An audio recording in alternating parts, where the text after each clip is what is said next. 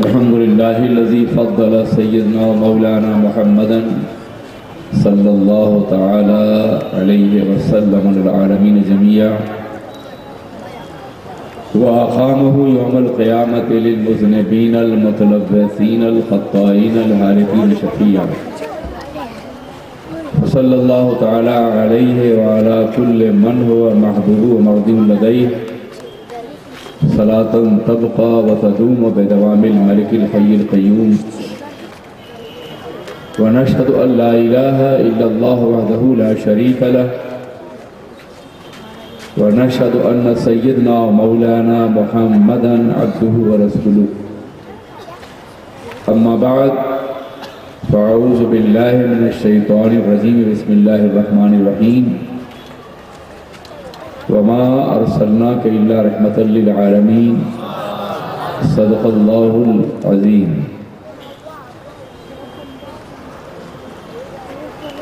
امیر سنی دعوت اسلامی حضرت علامہ مولانا محمد شاکر صاحب نوری رضوی اسٹیج پہ جلوگر بہت سے علماء کرام جن کے ناموں کے حوالے سے اگر گفتگو کا آغاز کیا جائے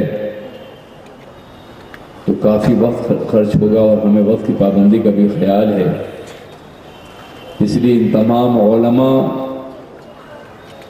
کی خدمت میں ایک شعر عرض ہے کہ شکار ماہ کے تذکیر آفتاب کروں، کسے میں ترک کروں، کس کا انتخاب کروں۔ میرے لیے سبھی بہت محترم ہیں، اللہ تبارک و تعالیٰ اس کاروان عشق و محبت کو، کاروان دعوت کو منزل رسائی کی مکمل توفیق عطا فرمائے، اور ہماری منزل مدینہ ہے۔ اگر ہماری خدمات مکین گنبد خضرا کے حضور میں قبول ہو جائیں تو خدمات یقیناً شرفیاب ہوں گی بارگاہ الہی میں بھی۔ میں نے آج 3 مناظر اپنی آنکھوں سے دیکھے ہیں۔ ایک انگلش میڈیم اسکول کا افتتاح جس میں دینی تعلیم بھی دی جائے گی، اس کے بعد ایک مدرسے کی زیارت کا موقع میسر آیا، اور پھر مسجد کا افتتاح بھی ہوا۔ بیک وقت ایک دن میں چند گھنٹوں میں 3 تاریخی اداروں کا قیام، یقیناً یہ سنی دعوت اسلامی کا عظیم کارنامہ ہے۔ پروردگار عالم زمین کے سینے کو ان کی خدمات کے ستاروں سے منور فرما دے، اور کوئی ایسا خطہ باقی نہ رہے جہاں دین کا کام اپنی حقیقی صورت میں نہ ہو رہا ہو۔ بے پناہ مسرت ہے، بے پناہ تھکن کے ساتھ۔ اب تھکن پاؤں کی زنجیر بنی جاتی ہے، راہ کا شوق یہ کہتا ہے کہ بڑھتے رہیے۔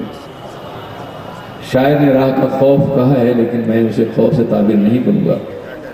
دین کے راستے میں خوف ہی نہیں ہے، شوق ہی شوق ہے۔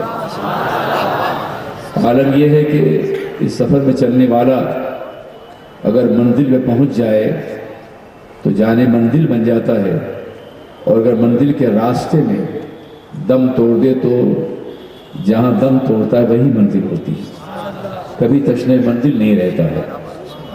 بہرکیف اعلان ہو گیا ہے اور تقریباً 1 گھنٹے سے کچھ کم وقت ہے۔ میں یہ چاہوں گا کہ کچھ مفید باتیں آپ کے سامنے عرض کر سکوں۔ انبیاء کرام کی مقدس تاریخ کا مطالعہ کریں۔ آج پوری دنیا میں امت مسلمہ ایک طرح کی مایوسی کا شکار ہے کہ ہمارے پاس وسائل نہیں ہیں، ذرائع نہیں ہیں، اقتدار نہیں ہے، قوت نہیں ہے، عالمی دباؤ ہے، فتنے ہیں، سازشیں ہیں۔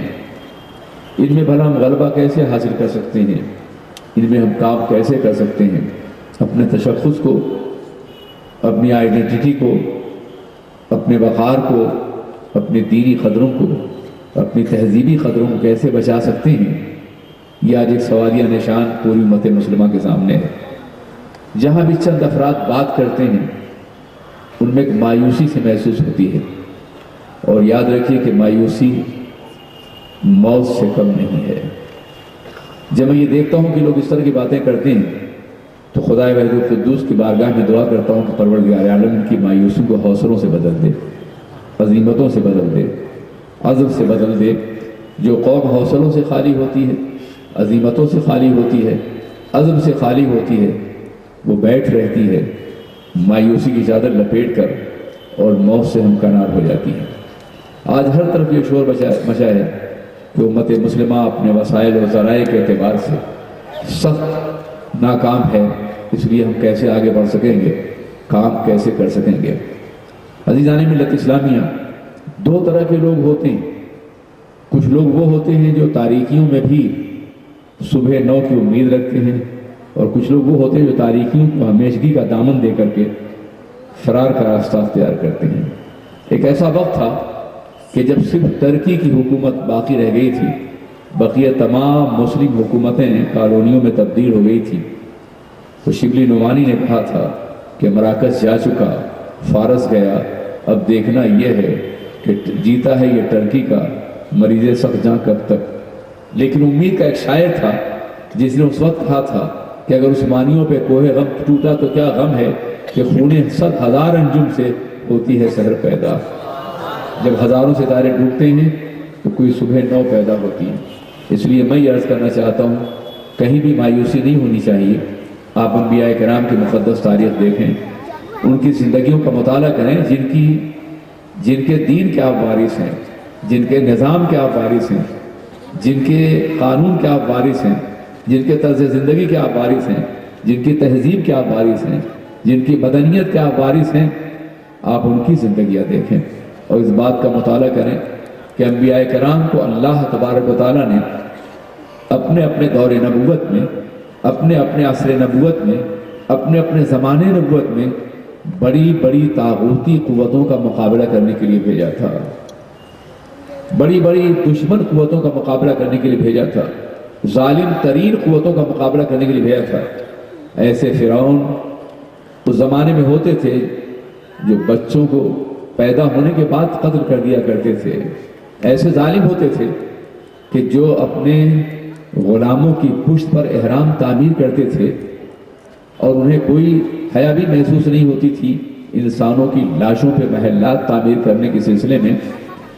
کتنے ظالم تھے وہ لوگ جو انسانی کی قدر سے ناشنا تھے، محبت کا کوئی بھی چراغ اس سوسائٹی میں روشن نہیں تھا۔ ایسے ماحول میں انبیاء کرام کو تنہا بھیجا جاتا، بغیر قوت کے بھیجا جاتا، بغیر طاقت کے بھیجا جاتا، بغیر سرمایہ کے بھیجا جاتا، بغیر فوج کے بھیجا جاتا، بغیر اقتدار کے بھیجا جاتا، بغیر آوان و انصار کے بھیجا جاتا۔ فرعون کے مقابلے میں جناب موسیٰ کو تنہا بھیجا جا رہا ہے، یا زیادہ زیادہ ان کے شریک کار کے طور پہ جناب ہارون کو ساتھ لگا دیا جاتا ہے۔ نمرود کے مقابلے میں جناب ابراہیم کو تنہا کھڑا کیا جاتا ہے۔ اس طرح کے کتنی ہی نمائندہ اور فرائض ہیں کہ جن کی قوتوں کو شکست دینے کے لیے اور جن کے مظالم سے دنیا کو نجات دینے کے لیے انبیاء کرام کو تنہا بھیجا گیا۔ کبھی آپ نے سوچا کہ ایسا پروردگار عالم نے کیوں کیا؟ نبی تو خدا کا نمائندہ ہوتا ہے، خدا کا انتخاب ہوتا ہے، خدا کے دین کا وائسرائے ہوتا ہے، خدا کے نظام کو نافذ کرنے والا ہوتا ہے۔ پھر انبیاء کرام کو تنہا کیوں بھیجا گیا؟ بغیر مادی وسائل کے کیوں؟ بغیر دولت کے کیوں؟ بغیر سرمایہ کیوں؟ بلکہ عالم یہ ہے کہ ان کی پیدائش سے لے کر کے اور اعلان نبوت تک زندگی انتہائی کربناک زندگی ان کی ہے۔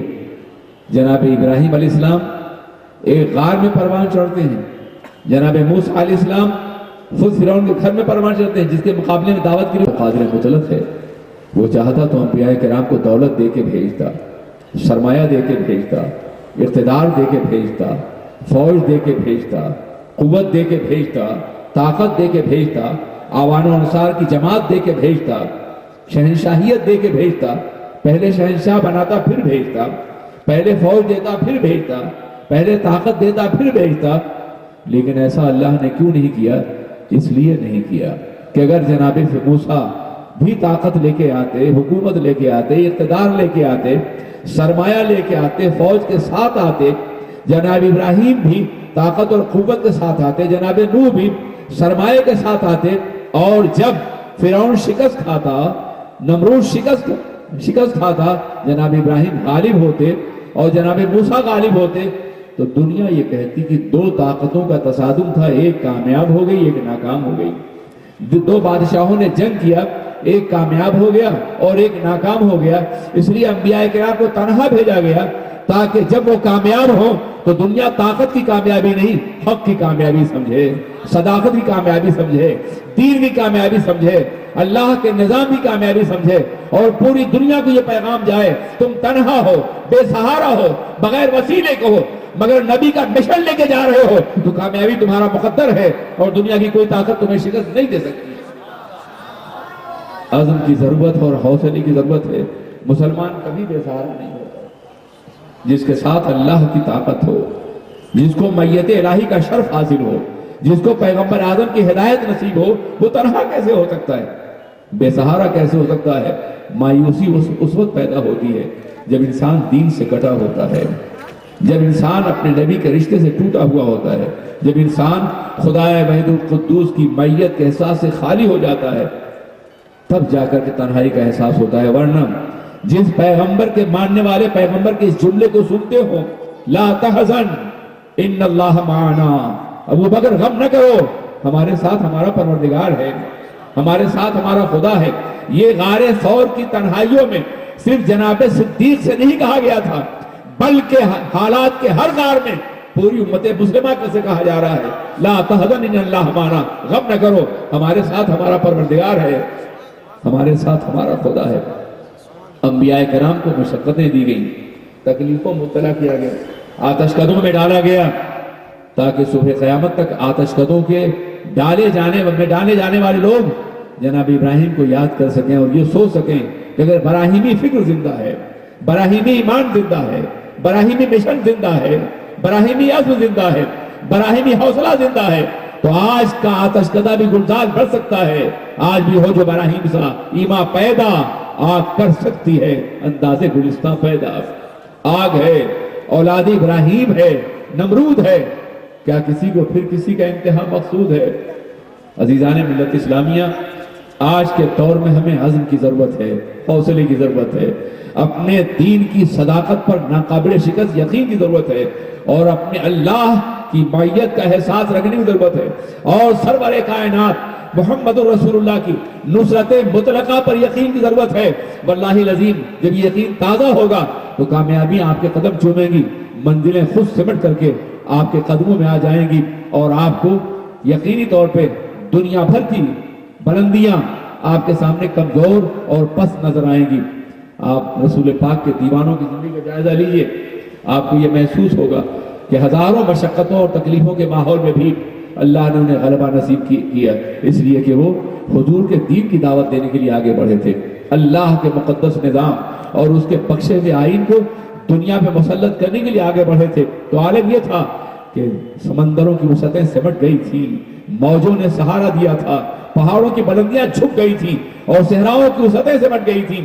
تنہا ایک صدی کے اندر تین بر اعظموں میں دین کو غالب کر دینا، یہ اس لیے تھا کہ انہیں اللہ پر یقین تھا، سرور کائنات محمد عربی کی صداقت پر یقین تھا. جہاں کہیں بزدلی پیدا ہوتی ہے، اضمحلال پیدا ہوتا ہے، مایوسی پیدا ہوتی ہے، وہیں ذہن یہ کہتا ہے کہ شاید اللہ پر یقین نہیں ہے، اللہ کے رسول علیہ الصلوۃ والسلام کے مقدس نظام پر یقین نہیں ہے، یا اپنے کلمے کی صداقت پر یقین نہیں. یہ سارے یقین اگر زندہ ہوں تو دنیا کی کوئی طاقت یقین کو شکست نہیں سکتی ہے. ظن و گمان کے راستے میں چلنے والے شکست خوردہ ہوتے ہیں. انبیاء کرام کی مقدس زندگی دیکھیے، مگر انبیاء کرام نے کو جن مقدس زمینوں میں دعوت کا حکم دیا گیا تھا، جن زمینوں میں، وہ زمینیں میں کہا کرتا ہوں نسبتیں نرم تھی. جناب نوح سے لے کر کے جناب یعقوب علیہ السلام تک، ہجرت یعقوب سے پہلے جو زمین دعوت دی گئی ہے وہ عراق کی سرزمین ہے. عراق کی سرزمین دجلہ اور فرات کا دو آبا ہے، دو دریا بہ رہے ہیں، سیراب ہو رہی ہے وہاں کی قوم. عراق کی سرزمین بہاروں کی سرزمین ہے، نکھتوں کی سرزمین ہے، درختوں کی سرزمین ہے، ابر باریدہ کی سرزمین ہے. عراق کی سرزمین صرف صحرا نہیں ہے، یہی وجہ ہے کہ بڑے بڑے شاہان وقت نے اسے اپنا مسکن بنایا ہے. انبیاء کرام کی دعوت کے لیے یہ زمین منتخب کی گئی. حضرت یعقوب کی ہجرت سے لے کے اور جناب عیسیٰ علیہ السلام تک لوگوں کو جو زمینیں دی گئیں انبیاء کرام کو، وہ زمین فلسطین کی زمین تھی، مصر کی زمین تھی، دمشق کی زمین تھی، سیریا کی زمین تھی۔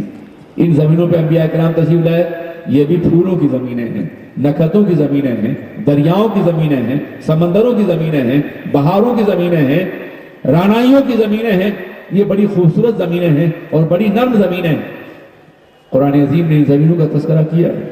والتین والزیتون والطور سینین وہذا البلد الامین، تین کی قسم، زیتون کی قسم، طور سینا کی قسم، بلد امین کی قسم۔ کبھی آپ نے سوچا کہ تین اور زیتون، انجیر اور زیتون میں کیا خوبی ہے کہ اللہ اس کی قسم یاد کر رہا ہے؟ طور سینا سے زیادہ اونچے پہاڑ ہیں دنیا کے اندر، پھر ان کا تذکرہ کیوں نہیں ہے؟ بات دراصل یہ ہے کہ تین اور زیتون وہ سرزمین ہے جہاں حضرت عیسیٰ جلوگر ہوئے تھے، ان کی ولادت ہوئی تھی، وہ ان کی زمین دعوت ہے۔ اور طور سینا وہ زمین ہے کہ جہاں حضرت موسیٰ تشریف لائے تھے، اور بلد امین وہ شہر ہے جہاں سرور کائنات تشریف لائے ہیں۔ قرآن عظیم میں اس مقدس سورہ طیبہ کی ان آیتوں میں ان زمینوں کی قسم یاد فرمائی ہے جن زمینوں پر پیغمبر کرام جلوگر ہوئے ہیں، ان کی ولادت ہوئی ہے، انہوں نے دعوت دی ہے، انہوں نے پیغام پہنچایا ہے۔ جہاں دین کا پیغام ہوتا ہے وہ زمین اتنی اہم ہو جاتی ہے کہ مشیت اس کی قسم کھاتی ہے۔ آج مشیت قسم کھائے یا نہ کھائے، مگر دین کی دعوت دو، تاریخ قسم کھائے گی کہ کنگن تلاش کیے جائیں۔ اس سے پہلے جناب سراقہ بیمار ہوتے ہیں، بیماری اتنی بڑھتی ہے، نفس چھوٹ گئی ہے، دل کی دھڑکنیں جواب دے رہی ہیں، کمزوری بہت بڑھ گئی ہے، آنکھ کھلتی ہے اور بند ہوتی ہے۔ صحابہ کہتے ہیں سراقہ وصیت کر جائیے۔ اب آپ چند لمحوں کے مہمان ہیں تو لمحوں پہ حقیقت آخری تبسم آتا ہے اور کہتے ہیں کیا تم سمجھتے ہو میں موت آ جائے گی؟ یہ ممکن نہیں، موت اپنا رخ بدل سکتی ہے مگر نبی کے فیصلے میں غلطی نہیں ہو سکتی۔ ابھی موت کیسے آئے گی؟ ابھی تو میں نے کنگن پہنا ہی نہیں ہے۔ جو شب کو کہہ دیا دن ہے تو دن نکل آیا، جو دن کو کہہ دیا شب ہے تو رات ہو کے رہی، تمہارے منہ سے جو نکلی وہ بات ہو کے رہی۔ کیا یقین تھا صحابہ کرام کا؟ یہ نہیں تھا کہ پیغمبر اندازی کی بنیاد پہ کریں، نبی مانتے تھے نا، مخبر غیب مانتے تھے نا، اس لیے اندازہ نہیں تھا پیغمبر کا، یہ حقیقت ہی جو پیغمبر نے بیان کی تھی۔ تو کیا وہ پیغمبر مجبور تھے؟ کیا وہ لمحہ مجبوری کا تھا؟ جب 313 نہتھے مجاہدین کو لے کے میدان بدر میں اترے، تاریخ مجبوریوں کا تانا دیتی، ان کو ایک انسان کی حیثیت سے، محض انسان کی حیثیت، بشر تھے، وہ خیر البشر تھے، جان بشریت تھے، آبروئے بشریت تھے، وقار بشریت تھی۔ جب ہم ان کی عظمتوں کو بیان کرتے ہیں تو اللہ ایک مومن بشریت کا انکار کر ہی نہیں سکتا ہے۔ یہ جھوٹا الزام ہے ہمارے اوپر کہ ہم انہیں بشر نہیں مانتے ہیں۔ بشر مانتے ہیں مگر نورانی بشر مانتے ہیں، بشر مانتے ہیں مگر اس طور پہ مانتے ہیں کہ یاقوت حجر لا کل حجر، یاقوت بھی پتھر ہوتا ہے مگر اسے پتھر محض تو نہیں کہا جاتا۔ عزیزان ملت اسلامیہ، حضور سید عالم محمد بشر لا کل بشر یاقوت حجر لا کل حجر، محمد بشر ہے مگر انسانوں جیسے نہیں، یاقوت بھی پتھر ہے مگر عام پتھروں کی طرح سے نہیں، وہ عظیم تر ہیں، وہ عظیم تر ہیں حضور سید عالم سرور کائنات۔ چنانچہ ان کو جب تاریخ میں ایک انسان کی حیثیت سے پڑھو گے تو تم ان کی عظمتوں سے واقف نہیں ہو سکو گے۔ پہلے پیغمبر مانو گے، تم پیغمبر پہ ایمان لائے ہو، انسان محض پہ ایمان تو نہیں لائے ہو، اس لیے ان کو پیغمبر مانو، نبی مانو، نبوت کو تسلیم کرو۔ اور ہر زبان میں نبی کا وہی ترجمہ ہے جو عربی میں ہے۔ نبی کے معنی ہوتے ہیں مخبر الغیب کے، اور پروفیٹ کے کیا معنی ہوتے ہیں؟ پروفیسی کے کیا معنی ہوتے ہیں؟ یعنی دوسری زبانوں میں ترجمہ کیا گیا ہے، اس میں بھی غیب کو پوشیدہ رکھا، غیب کی بات کی گئی ہے، مستقبل کی خبر دینے والا۔ عزیزان ملت اسلامیہ، پیغمبر اعظم سرور کائنات صلی اللہ علیہ وسلم 313 نہتھے مجاہدین کو لے کے اترے۔ بظاہر یہ بڑا مجبوری کا معاملہ ہے، تاریخ یہی کہتی ہے کہ کچھ بھی نہیں تھا ان کے پاس، مگر عالم یہ کہ اللہ کے رسول رات بھر خدا کی بارگاہ میں سجدہ کرتے ہیں۔ اور پھر ناز بندگی یہ ہے، وقار بندگی یہ ہے کہ بندہ اپنے رب سے کہہ رہا ہے بھائی کہ اے اللہ یہ 313 نہتھے مجاہدین میں لے کے حاضر ہو گیا ہوں، اگر یہ ختم ہو گئے تو قیامت تک تیرا نام لینے والا کوئی باقی نہیں ہے، لن تعبد ابدا کے الفاظ میں تیری عبادت کبھی نہیں ملے گی۔ ایک بندہ اپنے رب سے اس طرح کہے، یہ ناز بندگی ہے، یہ وقار نبوت ہے، یہ خدا کی بارگاہ میں ان کی عظمت ہے، اور یا پھر وہ علم ہے کہ جس کی بنیاد یہ جانتے تھے یہی قوم ہوگی, یہی 313 ہوں گے, اور انہی کے ذریعے سے دنیا کے اکناف میں دین پہنچے گا. اس علم کی بنیاد پہ کہہ رہے تھے کہ یہ انہیں باقی رہنا ہے. اور پھر صبح کا سفیدہ نمودار ہوا, باہر نکلے, لکڑی سے اپنے عصائے پاک سے دائرہ کھینچا, ریت پر دائرہ کھینچا, پتھر پہ نہیں, ریت پر, اور کہا یہاں عتبہ مارا جائے گا. ایک اور دائرہ کھینچا, یہاں شیبہ مارا جائے گا. ایک اور دائرہ کھینچا, یہاں ابو جہل مارا جائے گا. اور جب جنگ کا غبار چھٹا تو دنیا کی نگاہوں نے دیکھا کہ موت کا اضطراب بھی عتبہ اور شیبہ کی لاشوں کو اس دائرے سے کھینچ کے باہر نہ لا سکا تھا جس کو رسول کی انگلیوں نے کھینچ دیا تھا. موت کا اضطراب بھی, گھمسان کی جنگ بھی وہ آثار نہ مٹا سکی. جو شب کو کہہ دیا دن ہے تو دن نکل آیا, جو دن کو کہہ دیا شب ہے تو رات ہو قریب. وہ مجبور کہیں نہیں تھے, وہ ہمیشہ مختار تھے من جانب اللہ. انہیں اختیارات خدا کی طرف دیے تھے, لیکن یہ اختیاری مجبوری تھی کہ پتھر بھی کھاتے رہے, زخم بھی برداشت کرتے رہے, اور جنگوں میں بھی شرکت کرتے رہے, صرف اس لیے تاکہ امت مسلمہ حالات کا دفاع کرنے کے لیے خود کو تیار کر سکے. ایک طرف یہ عالم ہے کہ لوگوں کو مسلمان کرنے کے لیے, اسلام کے غلبے کے لیے اتنی زحمتیں اٹھاتے ہیں, اور دوسری طرف یہ ہے کہ مسلمانوں کی نجات کے لیے پوری رات عبادت گزارتے ہیں.